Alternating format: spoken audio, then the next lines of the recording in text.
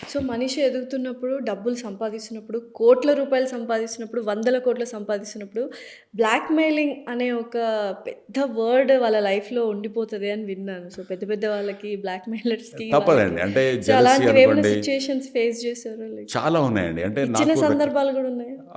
నన్ను చంపడానికి సుపారీ ఇచ్చినవి కూడా ఉన్నాయండి. చంపడానికి ఆ! సుపారీ ఇచ్చారా? అతను లేడిప్పుడు. హ్మ్. ఆహ్, అతను మ మీరు చాలా పాపులర్ పరిటాల రవిని చంపిన ముద్దుసూరి అనే అవును. ఆహ్, ముద్దుసీను అనే అతను, 'మొద్దు సీను'. ముద్దుసీను అనే అతను. హ్మ్. అతని పాపులర్ డైలాగ్ ఉంది కదా! బావ కళ్ళల్లో ఆనందాన్ని చూస్తానే ఏదో డైలాగ్ ఉంటుంది వాడిది. కరెక్ట్. సో, అతను he took money to kill me. అంటే నన్ను చంపడానికి ఒకడి దగ్గర తీసుకున్నాడు. వాడొక రియల్ ఎస్టేట్ ఏజెంట్, ఒక బ్రోకర్.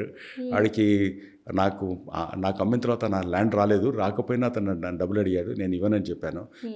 ఐయామ్ క్లియర్‌లీ నేను అసలు భయం, ఐ జస్ట్ టోల్డ్ యూ భయం అనేది తెలవదు. సో, వాళ్ళు నన్ను లేదు అది మీకు వాళ్ళు మీరు చూసుకోండి అన్నాడు. నాకు ల్యాండ్ హ్యాండ్ ఓవర్ కాకుండా నేను చేయను అంటే హి went and given a supari to him. But God is always great to me.